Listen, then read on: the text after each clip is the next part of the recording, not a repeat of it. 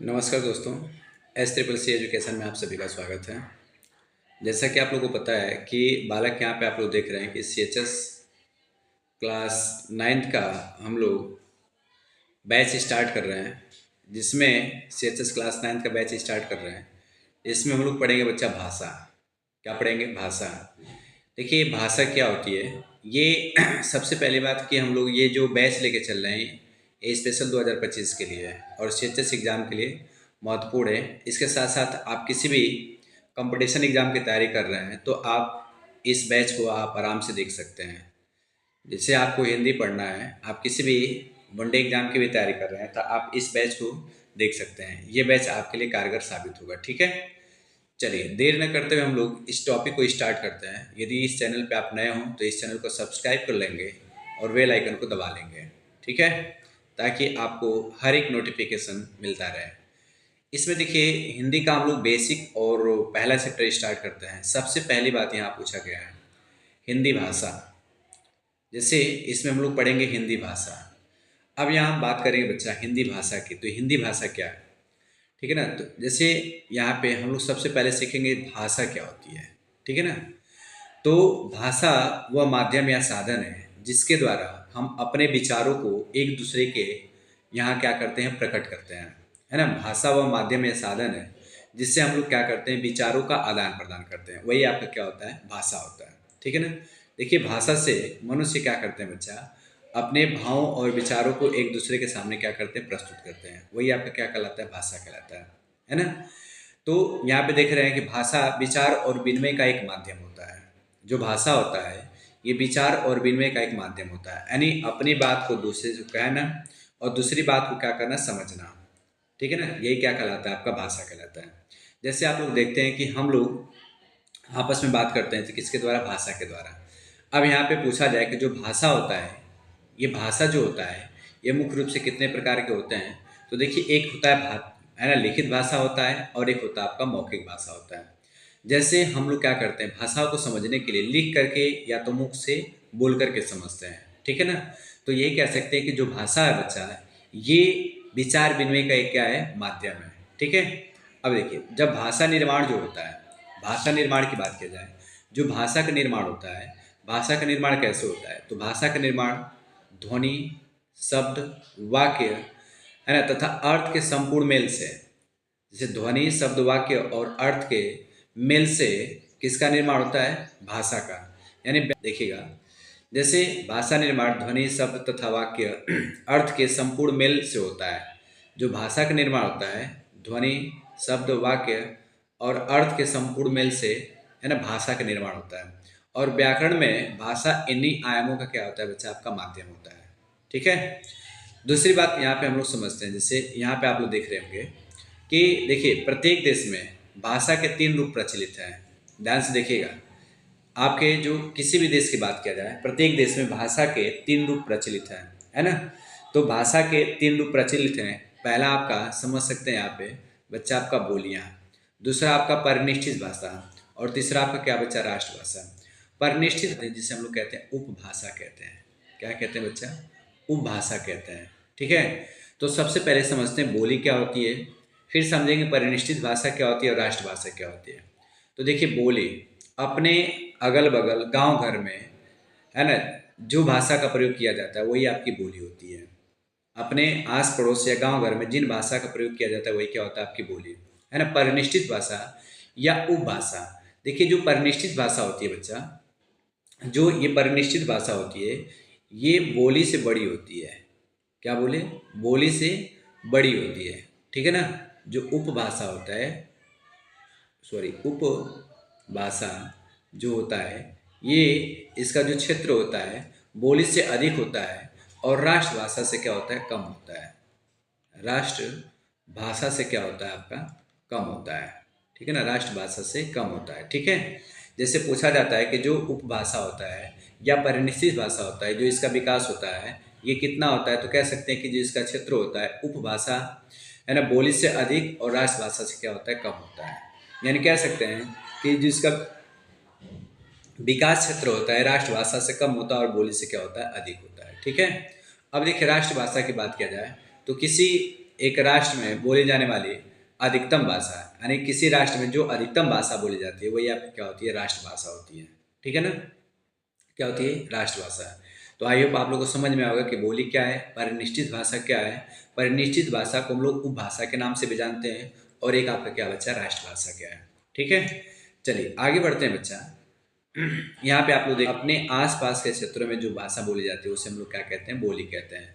परिनिष्ठित है ना, परिनिष्ठित भाषा आप लोग को बताया है कि जो परिनिष्ठित भाषा होती है इसका जो विकास क्षेत्र होता है बोली से अधिक और राष्ट्रभाषा से क्या होता है, कम होता है। यहाँ पे देखिए कह रहा है कि परिनिष्ठित भाषा व्याकरण द्वारा नियंत्रित होती है। ठीक है ना, जो परिनिष्ठित भाषा होती है, परिनिष्ठित भाषा ये व्याकरण द्वारा नियंत्रित होती है। यही भाषा किसी राज्य की परिधि में शासन, शिक्षा और साहित्य के माध्यम बनती है ना, जो परिनिष्ठित भाषा होती है। ठीक है, आगे चलते हैं। राष्ट्रभाषा, राष्ट्रभाषा का जो व्यापक तथा विस्तार के क्षेत्र की बात किया जाए तो ये आपका परिनिष्ठित भाषा से क्या होता है, आपका अधिक होता है। ठीक है ना, परिनिष्ठित भाषा से क्या होता है, अधिक होता है।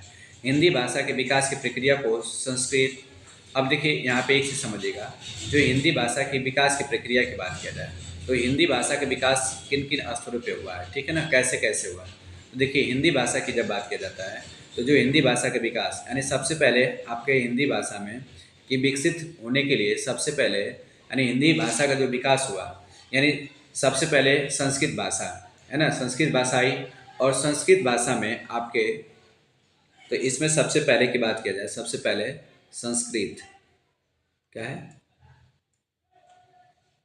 संस्कृत। और ध्यान दीजिएगा संस्कृत जो है आपके दो प्रकार की संस्कृत भाषा, एक होता है वहाँ का वैदिक संस्कृत, वैदिक संस्कृत, और दूसरा क्या होता है बच्चा आपका लौकिक, है ना। वैदिक संस्कृत और क्या होता है, लौकिक संस्कृत। देखिए जो वैदिक संस्कृत होता है इसमें जितने भी आपके वेद और उपनिषद लिखे जाते हैं, है ना, वेद और उपनिषद जो लिखे जाते हैं आपके वैदिक संस्कृत में। लौकिक संस्कृत में जो आपके रामायण और महाभारत लिखे गए हैं। ठीक है ना, तो देखिए जो हिंदी भाषा का विकास हुआ वो कैसे कैसे हुआ, तो हम लोग की जो सबसे प्राचीनतम भाषा मानी जाती है, जो सबसे पुरानी भाषा कही जाती है वो आपकी संस्कृत है। और संस्कृत से किसका निर्माण हुआ बच्चा, आपका पाली का, है ना। संस्कृत से आपका आया पाली, और फिर पाली से आपका है प्राकृतिक, क्या है, प्राकृत, फिर प्राकृत से आया आपका, है ना, अपभ्रंश, क्या है, अपभ्रंश। ठीक है ना, अपभ्रंश। और अपभ्रंश का एक भाग है, इसी का एक भाग है बच्चा सौर सेनी, क्या है, सौर सेनी। अपभ्रंश का एक भाग सौर सेनी है, और इसी सौर सेनी से किसका निर्माण हुआ बच्चा, आपका हिंदी भाषा का निर्माण हुआ, है ना। किसका निर्माण हुआ, हिंदी भाषा का निर्माण हुआ। तो पूछा जाता है हिंदी भाषा का जो निर्माण क्या है ना, जो काल कहा जाता है वो कैसे, सबसे पहले संस्कृत, संस्कृत भाषा से आई आपकी पाली, पाली से आपका प्राकृतिक, प्राकृतिक से आपका अपभ्रंश, और अपभ्रंश का ही एक भाग है आपका सौर सेनी, और इस सौर सेनी से किसका निर्माण हुआ बच्चा, आपका हिंदी भाषा का विकास हुआ। ठीक है ना, इसका विकास हुआ, हिंदी भाषा का विकास हुआ। अब मेरी बात समझिएगा, इसके जो कालक्रम की बात किया जाता है ना, इन भाषाओं के जो कालक्रम की बात किया जाता है, तो जो इसका कालक्रम है, देखिए इसको थोड़ा सा इधर कर लिया जाता है, एक मिनट रुकिए, इसको इधर कर लिया जाए, ठीक है ना। अब देखिए इसके कालक्रम की बात किया जाता है, तो देखिए यहाँ पे सबसे पहले हम लोग देखें कि जो सबसे पहले जो हमारी सबसे पुरानी भाषा की बात की जाए वो क्या है आपकी संस्कृत, क्या है, संस्कृत। और संस्कृत से आपकी आई कौन सी भाषा बच्चा, आपका पाली, पाली। और पाली से आई आपकी प्राकृत, प्राकृत भाषा। और प्राकृत से बाद आपके आई अपभ्रंश, अपभ्रंश। और अपभ्रंश का ही एक भाग है सौर सेनी, क्या है, सौर सेनी, है ना, सौर सेनी, ठीक है ना। अपभ्रंश का एक भाग सौर सेनी है, और सौर सेनी से विकास हुआ आपका हिंदी भाषा का विकास हुआ। ठीक है, अब इसके कालक्रम की बात किया जाए तो देखिए हम अभी आपको बताएं कि जो संस्कृत भाषा है, संस्कृत दो प्रकार के, एक होता है वैदिक संस्कृत, एक मिनट, वैदिक संस्कृत, थोड़ा सा पेन चलने में दिक्कत हो रही है, दूसरा आपका लौकिक, क्या है, लौकिक। तो जो वैदिक संस्कृत थे बताए थे कि इसमें है ना जितने भी आपके वेद और उपनिषद लिखे गए हैं, वेद और उपनिषद उपनिषद लिखे गए हैं आपके किस में, वैदिक में। लौकिक में आपका रामायण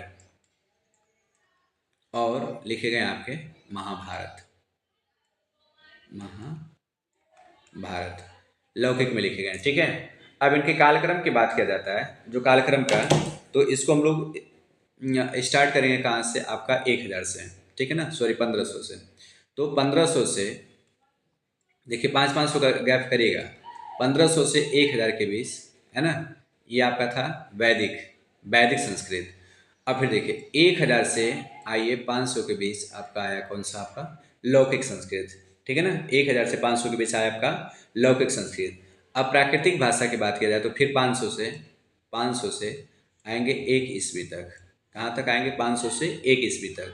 अब प्राकृतिक की बात करेंगे 1 ईस्वी से 500, सॉरी 1 ईसा पूर्व से 1 ईस्वी तक। अब ये आएगा 1 ईस्वी से 500 ईस्वी तक, ठीक है ना। और सौरसैनिक की बात किया जाए तो ये आया 500 से आपका कहाँ तक, 1000 तक, इसका जो कालक्रम है 1000 तक। अब यहाँ से 1000 से अब तक, कहाँ तक, अब तक किसका कार्यक्रम चलता है बच्चा, आपका हिंदी का कालक्रम चलता है, ठीक है ना। किसका कालक्रम चलता है, हिंदी का, 1000 से अब तक। यानी अब देखिए जो हमारे है ना हिंदी भाषा के विकास का एक क्रम है, इस तरीके से हिंदी भाषा का विकास हुआ। तो पूछा जाता है यहाँ से, है ना, किससे, तो सौरसैनी से। जो सौरसैनी अपभ्रंश का एक भाग है, तो सौरसैनी से हिंदी भाषा का निर्माण हुआ है, ठीक है ना। सबसे प्राचीनतम या सबसे पुरानी जो भाषा कही जाती है तो आपकी संस्कृत है, ठीक है ना। क्लियर, यहाँ तक आप लोग क्लियर हो गए, ठीक है। चलिए आगे बढ़ते हैं बच्चा, यहाँ तक आ गए, ठीक है ना, हम लोग ये देख लिए, ठीक है ना। तो यहाँ पे भाषा का विकास हम लोग देख चुके हैं, ठीक है।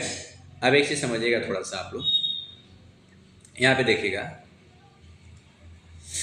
बात की जाए जो भारतीय संविधान में हिंदी को राजभाषा के रूप में कब अपनाया गया, तो भारतीय संविधान में हिंदी को राजभाषा के रूप में 14 सितंबर सन 1949 को अपनाया गया, है ना, 14 सितंबर सन 1949 को। और तभी से 14 सितंबर को हम लोग क्या मनाते हैं बच्चा, हिंदी दिवस मनाते हैं।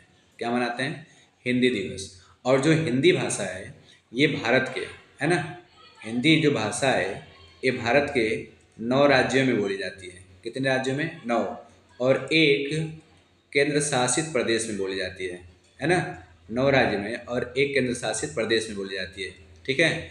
तो हिंदी क्या है बच्चा, भारत की राजभाषा है। और हिंदी जो है भारत के आपके 9 राज्यों में बोली जाती है और एक केंद्र शासित प्रदेश में बोली जाती है, ठीक है।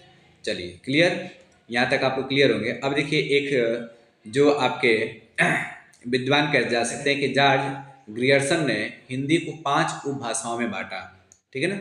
जॉर्ज ग्रियर्सन ने हिंदी को 5 उपभाषाओं में बांटा और इनके जो 5 उपभाषाएं हैं ये निम्नलिखित हैं। देखिए पहला आपका पूर्वी हिंदी, पश्चिमी हिंदी, बिहारी हिंदी, पहाड़ी हिंदी और आपका राजस्थानी हिंदी।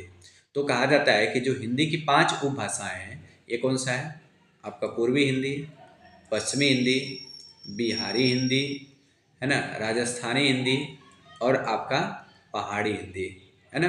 कौन सी आपकी, पहाड़ी हिंदी, है ना, पहाड़ी हिंदी। तो हिंदी की कितनी उपभाषाएं बच्चा, आपका 5 है। कितनी है, 5 है, ठीक है ना। अब देखिए हिंदी में इन उपभाषाओं के अंतर्गत, है ना, 18 बोलियां हैं। कितनी बोलियां बच्चा, 18। हिंदी में जो ये उपभाषाएं हैं इसमें जो बोलियों की बात किया जाता है तो कुल कितनी बोलियां हैं बच्चा, आपके 18 बोलियां हैं। देखिए कौन कौन सी हैं यहाँ पे समझते हैं, ठीक है ना।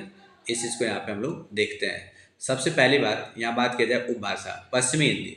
जो पश्चिमी हिंदी है इसकी जो बोली है आपका खड़ी बोली, ब्रजभाषा, कन्नौजी, बांगरू और बुंदेली, है ना, बांगरू और बुंदेली।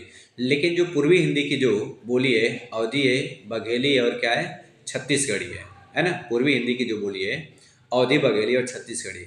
बिहारी हिंदी की बात किया जाए तो बिहारी हिंदी में आपकी कौन सी बोली आती है, मैथिली आती है, भोजपुरी होती है और क्या होती है, मगही आती है ना। बिहार में एक स्थान है मगही, है ना, ठीक है। आइए पहाड़ी हिंदी।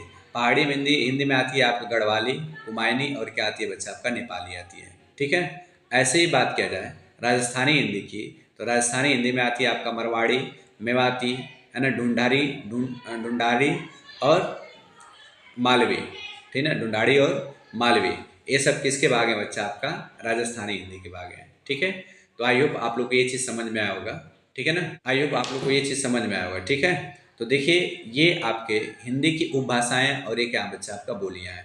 तो हिंदी की जो उपभाषाएं हैं, है ना, आपका पश्चिमी हिंदी, पूर्वी हिंदी, बिहारी हिंदी, पहाड़ी हिंदी और राजस्थानी हिंदी। इनकी जो बोलियां हैं, पश्चिमी हिंदी की जो बोली है खड़ी बोली, ब्रज भाषा, कन्नौजी, बांगरू और बुंदेली। ठीक है ना। ऐसे ही आपका पूर्वी हिंदी की जो बोली है अवधी, बघेली और छत्तीसगढ़ी है। ठीक है। ऐसे बिहारी हिंदी की जो बोली है आपका मैथिली, भोजपुरी और मगही। पहाड़ी हिंदी की बोली है ना, गढ़वाली, कुमाऊनी और नेपाली। ऐसे राजस्थानी का मारवाड़ी, मेवाती, ढूंढाड़ी और मालवी है। ये सब इनकी क्या है बोलियां हैं। ठीक। आई होप आप लोग को ये वीडियो अच्छी लगी है तो वीडियो को लाइक कर देंगे, चैनल को सब्सक्राइब कर देंगे। तब तक के लिए चलते हैं। Thank you, have nice day. जय हिंद, जय भारत। फिर मिलेंगे अगली क्लास में।